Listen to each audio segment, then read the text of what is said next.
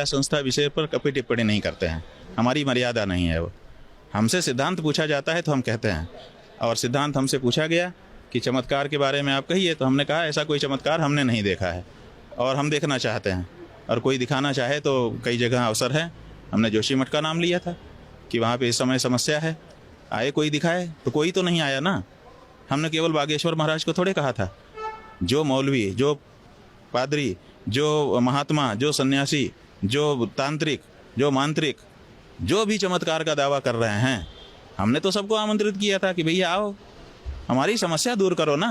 आप मजमा लगाते हो, भीड़ इकट्ठी करते हो, बहुत अच्छा है। जो सामने होता है उसकी बुद्धि को चमत्कृत कर देते हो, वो सोच नहीं पाता कि ये कैसे हो गया। यहाँ तक तो आप करते हो, ठीक है, लेकिन उसके बाद लाभ क्या होता है? कितने लोग आपसे ठीक हो जाते हैं, कितने लोगों की समस्या दूर हो जाती है, कितने लोग मुकदमा जीत जाते हैं, कितने लोग कैंसर और दूसरे लीवर की समस्या, टीबी, सबसे परेशान हैं, वो कितने दूर हो जाते हैं। वो उसका डाटा तो ये लोग कोई दिखाते नहीं है कि देखिए ये है, और प्रामाणिक डाटा। केवल कह देने से नहीं कि लाखों ठीक हो गए। किसको क्या स्टेज का था, क्या जांच कराई, फिर आपने कौन सी पद्धति अपनाई और फिर क्या हो गया। ऐसा एक प्रामाणिक डाटा इसके पास अगर इकट्ठा हो तो उसको दिखाएं, फिर हम लोग नए लोगों को लेकर के परीक्षण करें। अगर ऐसा होता है तो अच्छा है। अपने यहाँ कितनी बीमारी फैली हुई है, अस्पतालों में जाने पर बहुत लोगों की खेत जमीन और मकान बिक जा रहे हैं, तो कम से कम ऐसे लोग कुछ कर दें। अपने देश के खिलाफ कितने षड्यंत्र हो रहे हैं। लोग कहते हैं, दावा करते हैं कि हम ये मन की बात जान ले रहे हैं। बहुत अच्छी बात है, आप मन की बात जान। तो जो षड्यंत्र कर रहा है हमारे देश के खिलाफ, जो रेकी कर रहा है हमारे एयरपोर्ट पर कि इसको उड़ा देना है, आप उसके मन की बात क्यों नहीं जान लेते हो? जान के क्यों नहीं भारत की सरकार को बता देते हो? भारत को सरकार को कितना बड़ा फायदा होगा। जहाँ जहाँ आप ध्यान करो और बता दो कि ये व्यक्ति अमुक अमुक जगह पे भारत के खिलाफ षड्यंत्र कर रहे हैं, देखो कितना आनंद हो जाए। लेकिन इस बारे में नहीं बताते हैं। समस्या ये, चाचा का नाम क्या है, भतीजे का नाम क्या है, वो तो जानता ही है जिसके चाचा हैं। अपने चाचा का नाम कोई भूला हुआ है क्या? तो इसमें क्या रखा है आप बताओ। इसके कारण हमको अटपटा लगता है। हमारा कोई द्वेष नहीं है किसी से। अगर कोई सही विद्या लेके आए तो विद्वान का तो सम्मान है। जिसने भी परिश्रम किया है, साधना की है, चाहे किसी क्षेत्र में किया हो, कौन ऐसा दुष्ट व्यक्ति होगा जो साधना का, विद्या का सम्मान नहीं करेगा। हम भी करने को तैयार हैं, लेकिन हम ऐसी मतलब हल्की बातों में नहीं जाना चाहते हैं, और हम ये चाहते हैं कि लोग इसमें ना जाएं, क्योंकि इससे उनको कुछ उपलब्धि नहीं होती है। थोड़े दिन घूम फिर के फिर किसी और जगह पे भीड़ लगाने लगते हैं। सवाल ये है कि रामचरितमानस की प्रतियां उत्तर प्रदेश में जलाई जाती हैं, ठीक है ना। उत्तर प्रदेश में भारतीय जनता पार्टी का शासन है, योगी आदित्यनाथ जी मुख्यमंत्री हैं, और सब लोगों को ठीक से पकड़ा भी नहीं जाता है। उनको तुरंत पकड़ा जाना चाहिए था, तुरंत उनके ऊपर कड़ी कार्रवाई होनी चाहिए थी, तुरंत उस बारे में चीज़ें होनी चाहिए थी। तो अब जला दिया, जला देने के बाद चल रहा है ऐसे ही वक्तव्य पे वक्तव्य। आप कई लोग हमसे कह रहे हैं फेसबुक पर कि शंकराचार्य जी क्यों नहीं बोल रहे हैं। भाई सवाल है कि शंकराचार्य जी के पास अख्तियार क्या है। हमारे पास पुलिस होती तो हम अभी तक जिन जिन लोगों ने माचिस जलाई है ना रामचरितमानस के विरुद्ध, हम अभी तक खड़ा कर देते, खड़ा कर दिया जाना चाहिए। इस तरह की चीज़ें इस देश में नहीं फैलनी चाहिए। और ये राजनीतिज्ञ जो हैं, ये बहुमत कहते हैं कि बहुमत जिसके पास होगा वही होगा।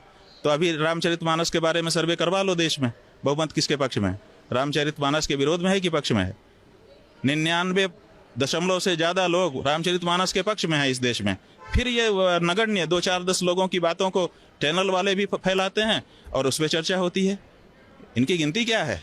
रामचरितमानस ने इस देश में आज़ादी लाई है। रामचरितमानस पढ़ करके हमारे गुरुजी स्वतंत्रता संग्राम में भाग लिए थे। रामचरितमानस पढ़ के हम लोगों को पता चला कि बानर भालू भी चाह लें तो लंका के राजा रावण की से वो जला सकते हैं लंका को, और रावण को परास्त कर सकते हैं। समझे कि नहीं? तो रामचरितमानस पढ़ने से जो आम आदमी है उसके अंदर बल आता है। रामचरितमानस पढ़ के हमने इस देश को अपना जीवन समर्पित किया है, हमारे गुरुजी ने अपना जीवन समर्पित किया। हम लोग रामचरितमानस पढ़ के देश की सेवा में लगे हुए लोग हैं। रामचरितमानस का कोई छोटा मोटा योगदान नहीं है। उस ग्रंथ के बारे में एक अदना सा व्यक्ति कुछ भी कह देता है और लोग बस वक्तव्य देते हैं। क्यों अभी तक अरेस्ट नहीं हुआ वो व्यक्ति? चाहे वो मंत्री था या पूर्व मंत्री था या कितना ही बड़ा आदमी है। रामचरितमानस जैसे ग्रंथ, जो कि अघोषित रूप से भारत का राष्ट्रीय ग्रंथ है, राष्ट्र में सबसे ज़्यादा इस समय पढ़ा सुना कहा जाने वाला ग्रंथ रामचरितमानस है, क्यों उसका अपमान करने वाले अभी तक खुले घूम रहे हैं? और खुले उनको आप घुमाओ और वक्तव्य हम दें, ये कैसे होगा? कड़ी कार्रवाई, उनको अरेस्ट किया जाना चाहिए, फास्ट ट्रैक कोर्ट बैठा देना चाहिए कि भाई धर्म ग्रंथ का अपमान सबसे बड़ा अपमान होता है। अगर वो दोषी हैं उनको दंड करो, आपके कानून में जो भी दंड की व्यवस्था है वही कर दो। हम कहते हैं 1 दिन की सजा करो, लेकिन सजा तो कर दो, सजा याफ्ता तो हो जाए वो क्यों नहीं कर रहे हो आप? उसमें क्यों विलम्ब करते हो? अब मुकदमा भी पंजीकृत हो जाएगा तो 15 साल बाद फिर जब उनके विपक्ष में एक नेता खड़ा होगा तब फिर वो मुकदमा खुलेगा, अन्यथा नहीं खुलेगा। ये जो तरीका है इसके कारण सबका मन बढ़ा रहता है। ये तो ऐसा है ना कि जब ताल ठोंकी जाती है, जहाँ ऐसे ताल ठोंक दी जाती है, ताल ठोंकने का मतलब है कि लड़ाई होगी, और लड़ाई देखने के लिए बहुत लोगों को उत्सुकता रहती है। लोग लड़ाई देखना चाहते हैं, या तो प्रेम देखना चाहते हैं या तो लड़ाई। फिल्में 2 ही कारणों से चलती हैं, या तो प्रेम दिखाया जाता है या तो लड़ाई दिखाई जाती है। तो लड़ाई में भी बहुत लोगों की रुचि होती है, तो उस रुचि को जागृत करते हैं ऐसे लोग ताल ठोंक ठोक करके। ये कभी लड़ते नहीं हैं, देखिए ये केवल ताल ठोकने वाले लोग हैं, चाहे इधर हों चाहे उधर हों। ये लोग लड़ाई कभी नहीं करेंगे, ये लोग केवल ताल ठोकेंगे और खूब मंजमा इकट्ठा करेंगे, और खूब मंजमा इकट्ठा करने के बाद फिर अचानक दूसरी बात शुरू कर देंगे। जैसे जादूगर वो सड़क पे जो दिखाता है ना, हम लोगों ने बचपन में देखा, एक रुमाल को खड़ा कर देगा ऐसे लपेट करके, कहेगा अभी ये रुमाल चलेगी, अभी मोर चलेगा, अभी ये मोर का रूप धारण कर, और खूब देर तक करता रहेगा, और बीच बीच में कहेगा कि अब चलने वाली है, अब चलने वाली है, लेकिन चलेगी कभी नहीं, रुमाल चल ही नहीं सकती है, उसको तो दवाई बेचना है। तो जब सारे लोग इकट्ठा हो जाएंगे, कहेगा कि ये वाली दवाई ले लो, इससे ये ठीक हो जाएगा, और 10 20 50 लोगों को बेचा, फिर उठा लिया रुमाल, चल दिए। ऐसा वाला मामला है।